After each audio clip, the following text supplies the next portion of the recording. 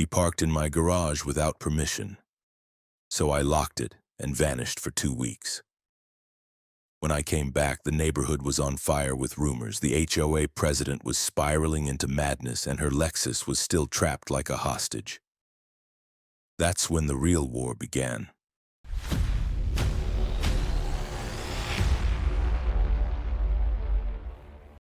It all started the day I moved into the house my late uncle left me.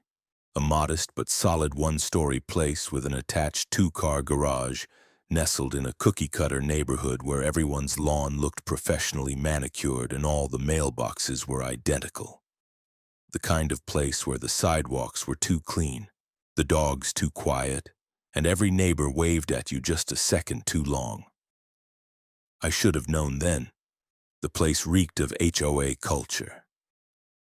Still, the house was mine, fair and square. No mortgage, no liens, no attachments. My uncle left all the paperwork clean. According to the deed, I wasn't technically part of the HOA. The house had been grandfathered in before the neighborhood was developed around it. A legal island, so to speak. The kind of property real estate agents get excited about and HOA presidents have stress dreams over. On my second evening there, I was unpacking a box of tools in the garage when a sharp knock echoed through the open bay. I turned around to see a woman standing at the edge of the driveway. Tall, bleach-blonde bob, pressed khaki slacks, holding a leather folder like it was a police badge. "Good evening," she said with a tight-lipped smile that somehow managed to look both fake and threatening. "I'm Karen Broxton, president of the HOA. I just wanted to welcome you to the neighborhood and give you a quick rundown of community expectations." She handed me a glossy tri-fold brochure titled Maple Hills Harmony Guidelines, complete with rules about trash bins, garage door hours, acceptable curtain colors, and what breed of dog wouldn't be community appropriate. I gave it a skim and handed it right back. "I'm not in the HOA," I said flatly, "but thanks." Her smile twitched. "Oh well, technically the entire block is included in our purview." "Technically it's not," I replied, stepping aside and pointing at a framed copy of the original land plat and zoning exemption posted right inside my garage. "My uncle's lot predates the association. I checked before moving in." Karen peered at it like she'd just been shown a loaded gun. "Well, even so, we encourage all residents to voluntarily comply. It's about community spirit." "I'm more of a lone wolf spirit kind of guy," I said, grabbing a socket wrench and turning back to my work. She stood there awkwardly for a few seconds before huffing a little and leaving. I assumed that was the end of it. 2 days later, it began. I came home from the hardware store and hit the button to open the garage door. It whirred up halfway before stopping. Something was blocking the track. I got out of the car, walked up to the door, and froze.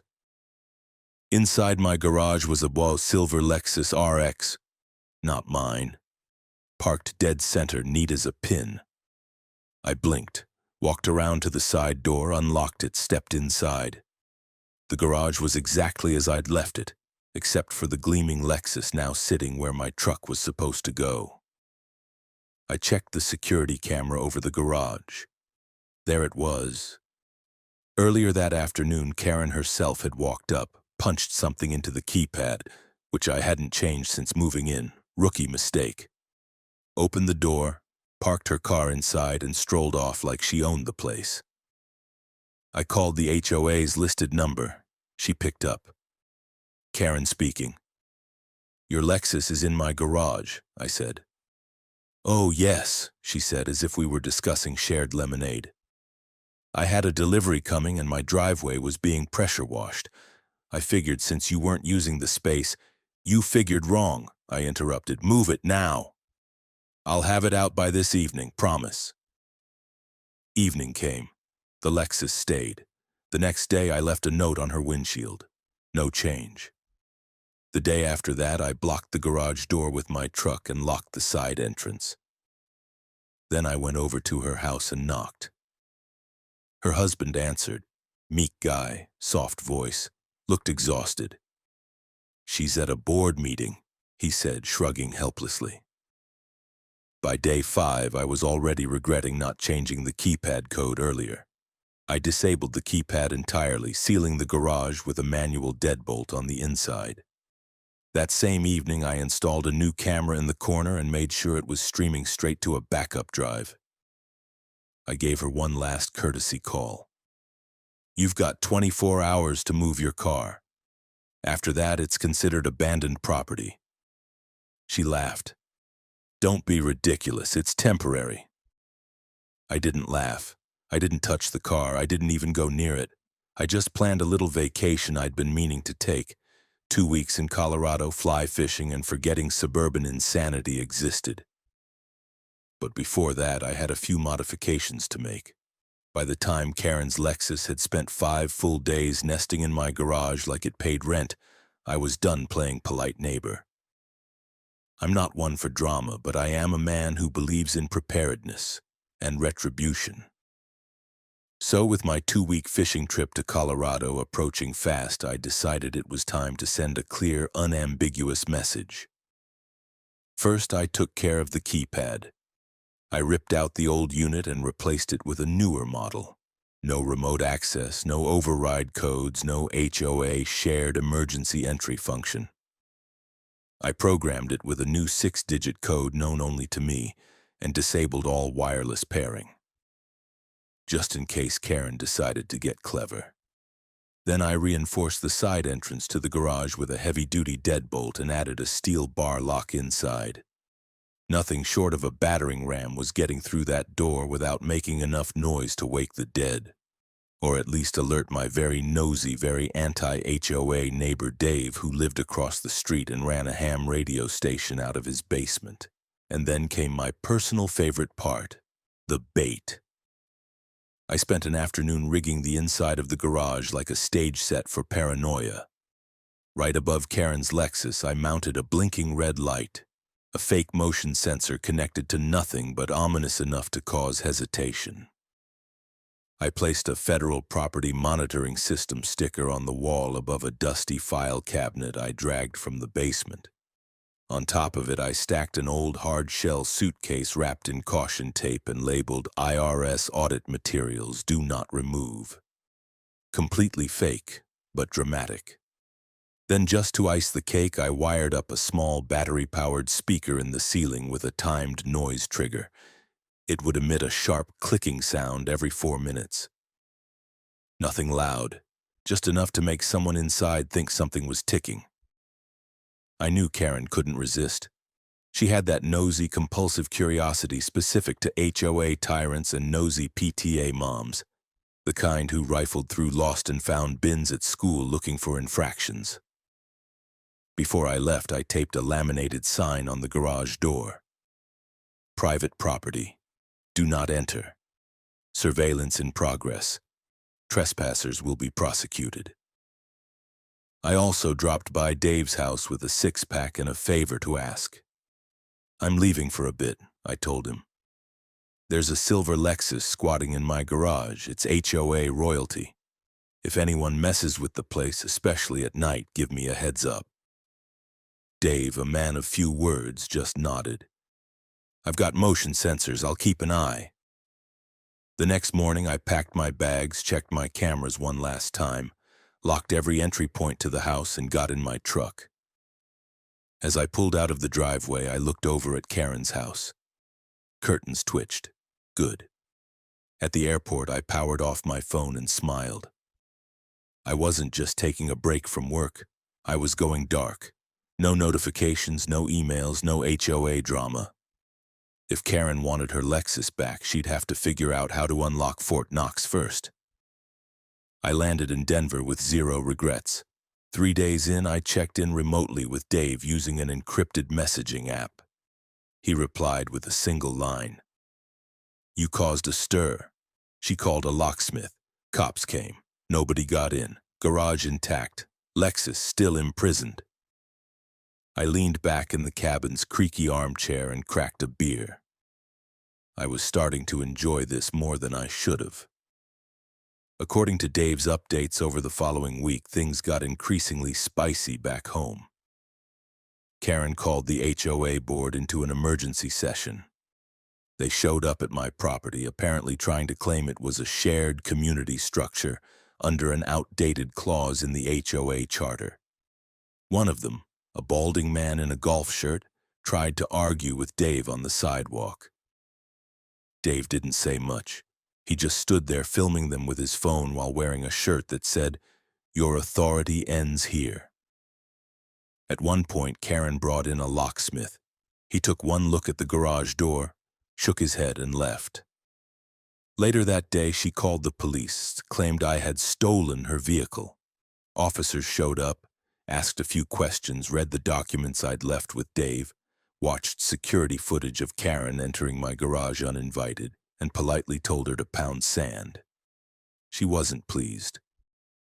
According to the camera feed, she came by again later that evening. She stood at the garage door for a long time, just staring at it.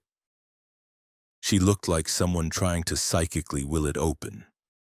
Then she walked around to the side and tried the door handle. It didn't budge. She bent down, looking under the frame, then glanced around and whispered something, probably assuming she was off camera. That's when the garage's little speaker gave a sharp click. Karen jerked back like she'd touched a hot stove. She stood there for a moment longer, visibly rattled, and then walked away quickly, throwing one last glare over her shoulder. By the end of the first week, she'd apparently begun circulating flyers around the neighborhood calling me a violent squatter, claiming I was harboring unregistered surveillance equipment, and suggesting I had militia sympathies. Dave scanned one of the flyers and sent it to me. I saved it. This was going to make one hell of a counterclaim. By the time I was waist-deep in a mountain stream in Colorado, perfecting my roll cast under a sky so clean it felt high definition, Karen had apparently lost her goddamn mind. According to Dave, who sent me periodic encrypted messages when the situation escalated, the garage debacle had evolved from petty nuisance to full-scale suburban insurgency. Karen had entered her Joan of Arc phase, and I was the dragon she intended to slay, or sue, whichever was faster. It started with what Dave dubbed Operation Optics. Karen went full PR mode. First, she contacted the Maple Gazette, a local neighborhood paper printed on stock so cheap it curled at the edges. They ran a front-page story titled, "Community in Crisis, HOA President Locked Out, Vehicle Trapped by Rogue Homeowner." The article was a masterclass in selective truth. It portrayed Karen as a humble civil servant temporarily displaced by a belligerent recluse who refused to adhere to community norms. It even quoted an anonymous board member who claimed I had threatened to electrify the garage door. Spoiler, I didn't. But damn, I wish I'd thought of that. Then came the social media blitz. Karen created a new Telegram channel called Maple Hills Accountability Watch, where she posted hourly updates, dramatic selfies in front of my house, and photoshopped graphics showing her Lexus imprisoned like a hostage. She even gave it a name: Justice. Her followers, all 15 of them, mostly HOA lifers and a woman who sells essential oils out of her SUV, posted furious comments. Things got weirder. Karen posted a tearful video on Nextdoor, shot shakily by her husband from the passenger seat. In it, she stood outside the garage, hand on her heart like she was about to sing the national anthem. This is what unchecked aggression looks like," she whispered, voice cracking. "We are better than this. I don't want a war. I just want my car back." She posted the video on Reddit too, HOA Nightmares. Title: "My neighbor locked my car in his garage. Police refused to help. Is this legal?" At first, she got some sympathy. One user commented, "OMG, that's kidnapping Artsky for cars." But then another Redditor found my Facebook post from a week prior where I shared security footage of her waltzing into my garage and parking like she owned the place. The tide turned fast. Top comment: Karen, sweetie, you broke into his garage. You're lucky he didn't turn your Lexus into a chicken coop. The memes came quickly. One had a photo of the garage with the caption, "Justice is in lockdown. The court is in session." Another was a screen grab from the video overlaid with, "Let my Lexus go." I watched it all unfold from the comfort of a riverside lodge, wrapped in a wool blanket and sipping bourbon like a man who'd finally cracked the HOA code. But Dave told me that Karen wasn't done. She began circulating a printed newsletter, printed, mind you, in full color, called HOA Emergency Update, and hand-delivered it door to door. The headline, "Neighborhood Held Hostage by Dangerous New Resident." Inside was a hilariously dramatic write-up describing me as a recluse with militaristic tendencies, who had installed unknown surveillance equipment and refused to acknowledge community authority. She included a pixelated image of me holding a wrench, cropped from a video where I was fixing my bike, and claimed I was arming for a standoff. Dave scanned it and sent it to me. I laughed so hard I dropped my drink. But it wasn't all funny. One morning, Dave saw Karen pacing in front of my house with a clipboard, taking down license plates of people who walked past. At one point, she flagged down a UPS driver and tried to get him to verify the occupant's hostility level. He drove off. Smart man. Then she made her boldest move yet. HOA board members held an emergency meeting, not in their usual clubhouse, but on my front lawn. No invitation, no permission, just folding chairs, donuts, and printed copies of what I could only assume was some Exercise the Demon of Independence strategy packet. Karen stood at a makeshift podium, a patio table with a floral tablecloth, and delivered a rousing speech about taking back the community. Dave filmed the whole thing from his porch, including the part where she motioned toward the garage and said, "This structure no longer serves the neighborhood. It's time we declare it a shared asset." That phrase, shared asset, set off alarm bells. Dave overheard her mention that she was working with a compliance consultant to draft retroactive paperwork that would define my garage as a neighborhood-adjacent communal space, citing an obscure and expired provision in the HOA's development charter. "Oh no, honey. You're not going to try to colonize my garage." Dave, bless his anti-authority soul, intercepted a copy of the draft. She'd accidentally emailed it to the wrong neighbor. It was hilarious and terrifying in equal parts. It stated that due to years of presumed passive acceptance by the previous homeowner, the garage had become a de facto community utility zone. In other words, she was trying to retroactively legalize her trespass by inventing a legal loophole that existed only in the HOA's wettest dreams. Dave messaged me. "She's escalating. You'd better come home soon. She's starting to believe her own propaganda." I sent back, "Let her climb higher. That way the fall hurts more." And I meant it. I landed back in town on a drizzly Thursday afternoon, 2 weeks older, several fish richer, and absolutely vibrating with anticipation. I wasn't sure what I was walking into, a riot, a lawsuit, maybe even a candlelight vigil in memory of Karen's Lexus. But I was ready for all of it.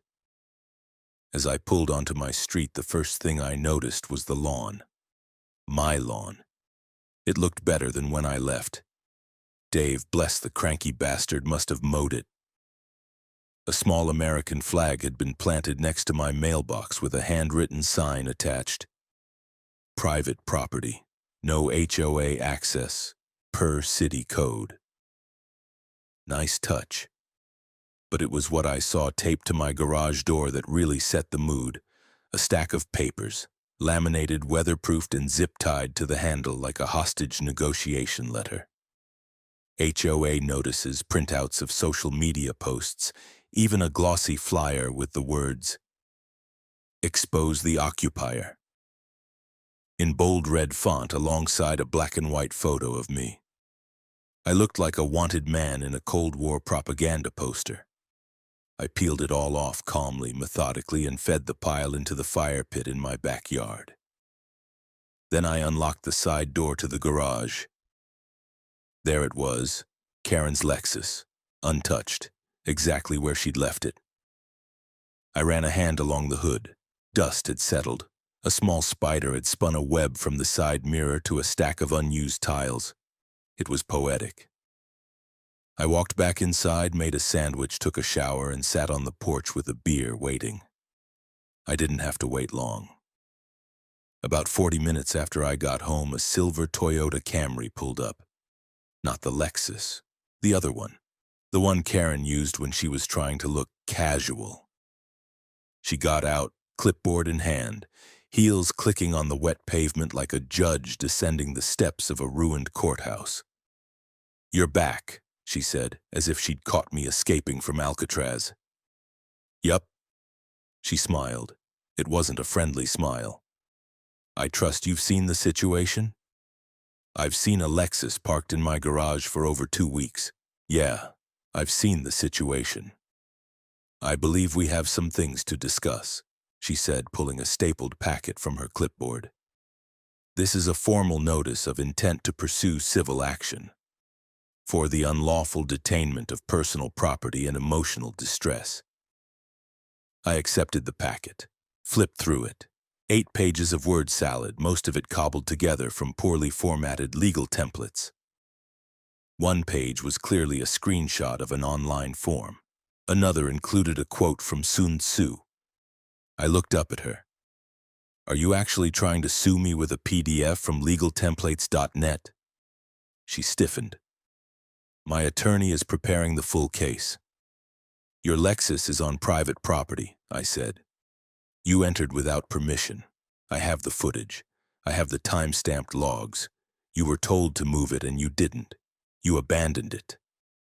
"That's not how abandonment works." "Karen," I said, leaning in slightly, "you left your car in someone else's garage for over 2 weeks, during which time you called the cops, a locksmith, the city, and possibly NASA. And you still didn't retrieve it. The fact that it's still intact is a goddamn miracle of my restraint." She faltered for a second, then like clockwork the tears began. Not real tears, HOA tears, weaponized, meant for onlookers for effect. "I was just trying to maintain community harmony," she whispered, dabbing at eyes that weren't wet. "You don't understand what I've been through." I didn't respond. I just walked back inside. 2 hours later, I called a towing company. The guy on the phone sounded confused. "So you want us to tow a car out of your garage?" "Yes." "Whose car is it?" "Legally, not mine. But it's been left on my property without permission, and I've got the footage and documentation." There was a pause, then a low chuckle. "We've done weirder." They arrived the next morning with a flatbed and 2 guys who looked like they'd be more comfortable towing tanks than sedans. I opened the side door, handed them the keys I'd taken from the glove box when I got home, and stepped back. It took them 15 minutes to winch the Lexus out. The moment it cleared the threshold of the garage, a small but enthusiastic group of neighbors clapped. Dave stood across the street with a GoPro strapped to his chest like a war correspondent. Karen didn't appear until the Lexus was already loaded onto the flatbed. She came running out in a bathrobe and slippers, screaming something about jurisdiction and property law. The tow truck driver calmly handed her a clipboard. "You'll need to pay the impound fee, ma'am. Car's headed to West Side Municipal Lot. You can pick it up there once you clear the paperwork." "You can't take it." "We already did," he said, climbing back into the cab. "Have a nice day." The truck drove off. Karen stood in the middle of the street, motionless, like someone who just witnessed the death of a monarch. Then she turned to me. "This is not over." "No," I said, "this is exactly over. Your car's gone. My garage is mine again. Go write another newsletter." She stomped off, robe flapping like a deflated cape. I walked back inside, poured myself a whiskey, and opened my laptop. Time to back up all the footage, screenshots, and documents into a nice, tidy folder called Karen Lawsuit Bait. Let the games begin. About a week after the Lexus was hauled off like a fallen dictator's limo, I received a letter via certified mail. Not the usual HOA junk or threatening flyers with Comic Sans. This was official, thick, embossed, and buzzing with self-importance. Inside, a formal civil complaint filed by Karen Broxton herself. She was suing me. The charges? Unlawful detainment of personal property, emotional distress, and, I had to read this twice, reckless disregard for communal harmony. I didn't laugh, not because it wasn't funny, but because I didn't want to smudge the document. I was planning to frame it. A court date was already set, 2 weeks out. I had just enough time to dig in. I hired a lawyer named Dana Wu, sharp, sarcastic, and notoriously ruthless in HOA-related litigation. She read through Karen's complaint in silence, then glanced up at me and said, "Oh, she's dumb." We filed a counterclaim: trespassing, unauthorized use of private property, slander, harassment, and, the pièce de résistance, an allegation of document fraud based on something Dana flagged immediately in Karen's evidence packet. See, Karen had attached what she claimed was a signed letter from my late uncle, giving her verbal and informal permission to use the garage during certain emergencies or necessary overflow.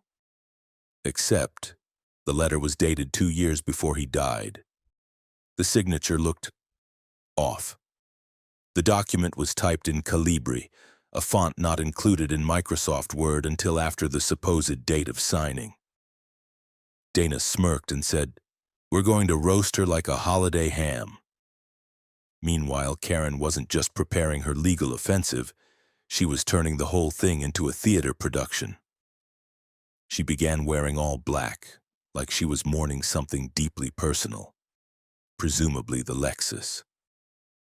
She handed out homemade pamphlets on HOA letterhead titled, "When Neighbors Become Enemies, a Cautionary Tale." One page included a QR code linking to a slideshow presentation titled, "The Community Struggles," featuring images of her standing heroically in front of the garage and dramatic black and white filters applied to photos of her empty driveway. I focused on building the counter case. Dave helped. He'd saved everything: timestamps, screenshots, even a backup of the HOA Telegram group where Karen had posted wild accusations that I was booby-trapping my garage and likely harboring extremist materials.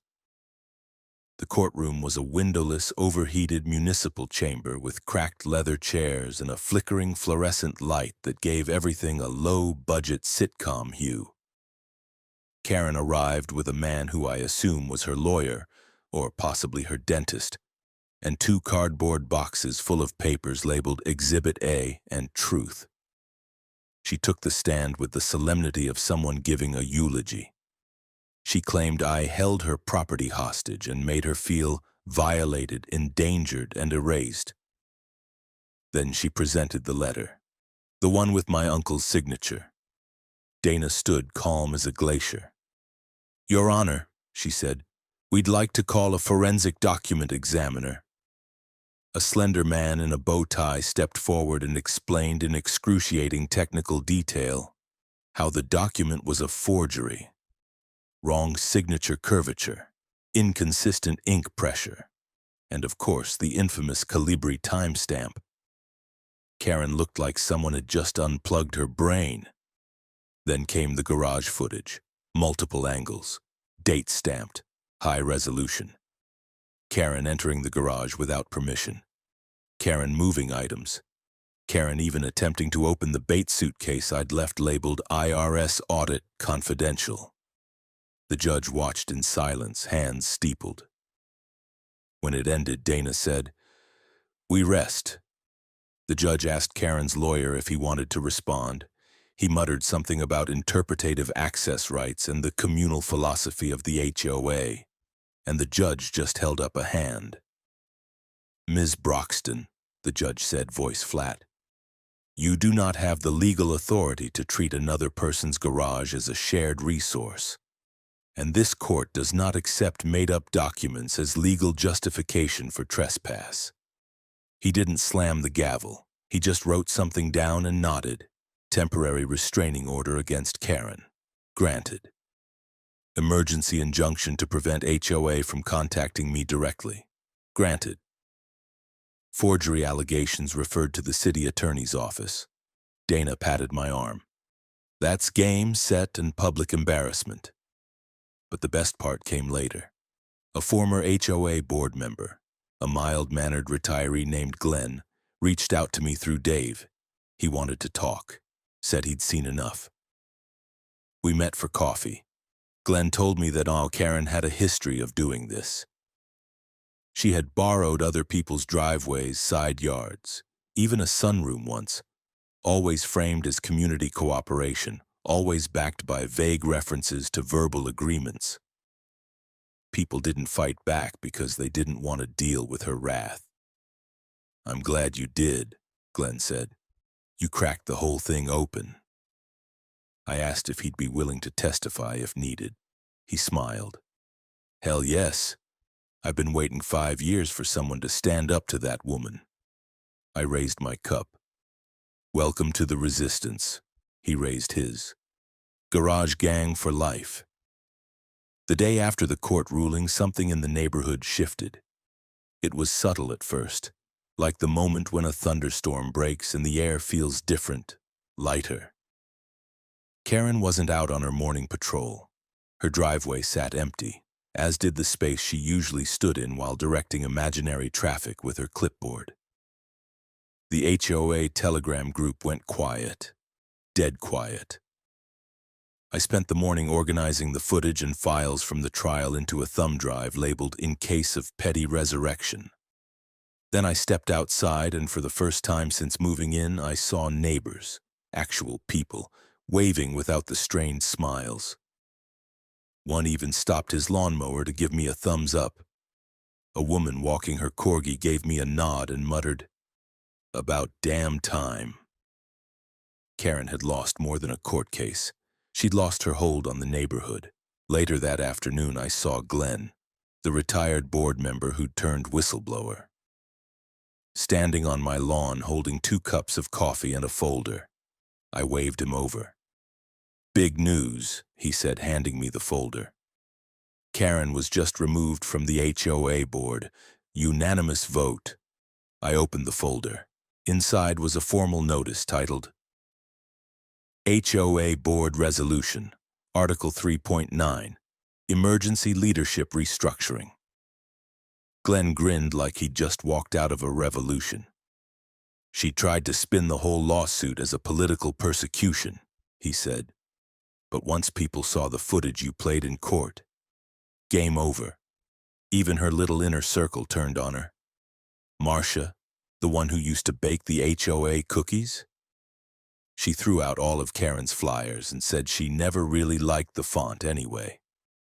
Apparently, a few neighbors had been compiling their own grievances over the years. Misused funds, unilateral decisions, aggressive citation behavior. Now that Karen's credibility was shattered, the rest came pouring out. One guy had been fined for planting tulips that were too passionate in color. Another had been cited for excessive birdhouse placement. By dinner, word had spread that the HOA would be holding a community forum, not in the usual clubhouse but in the park. Open mic, no clipboards, no dress code, no Karen.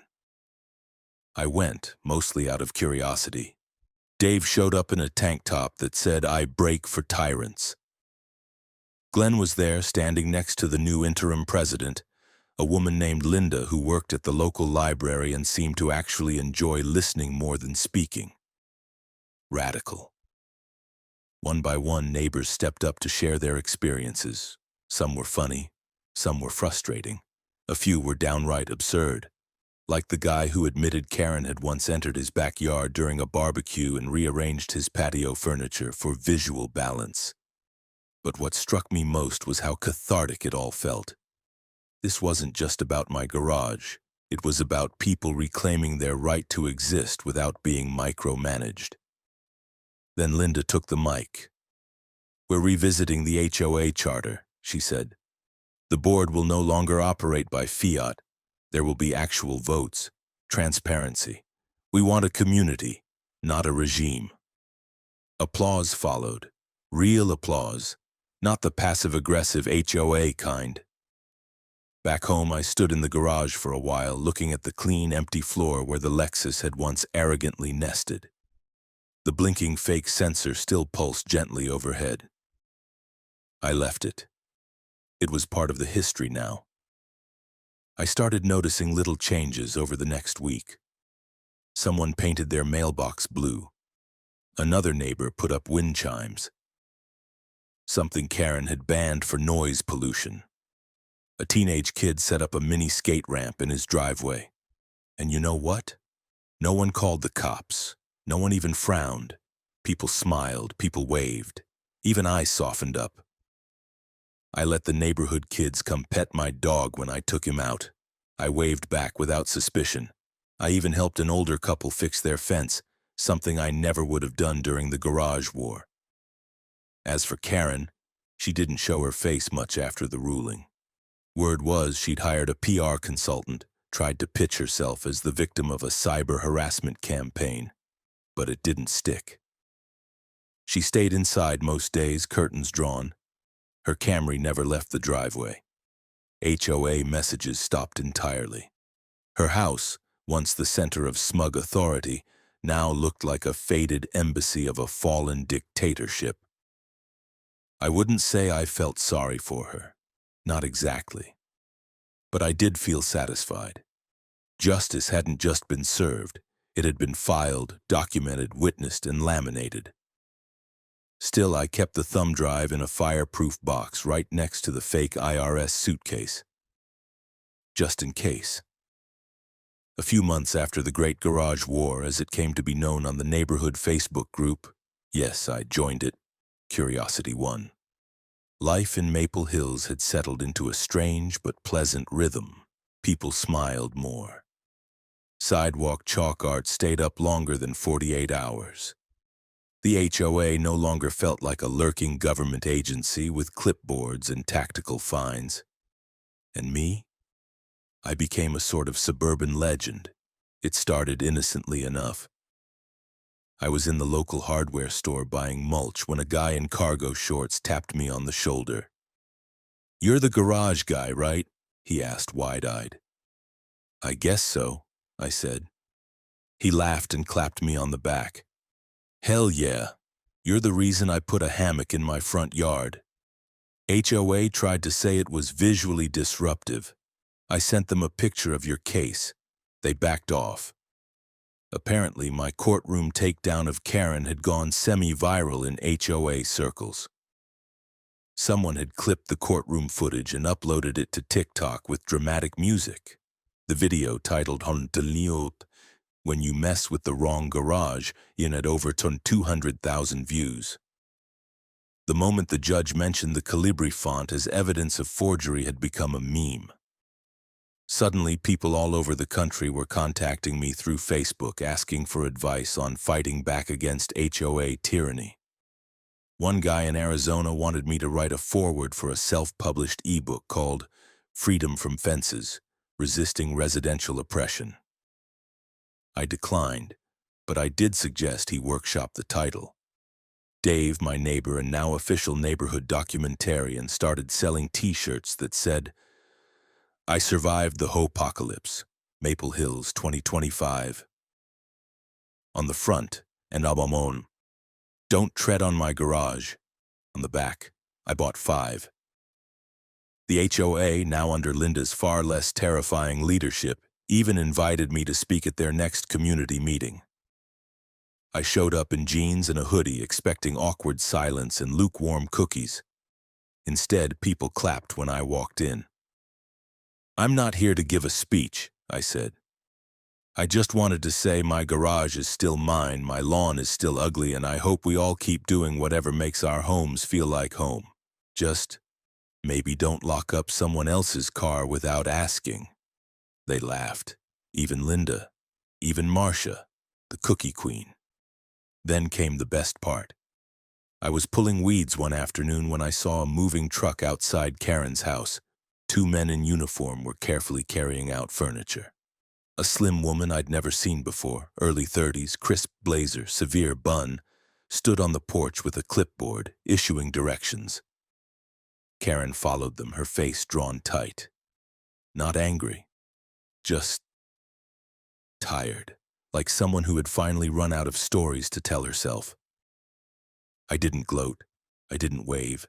I just watched as they closed the truck doors and drove away.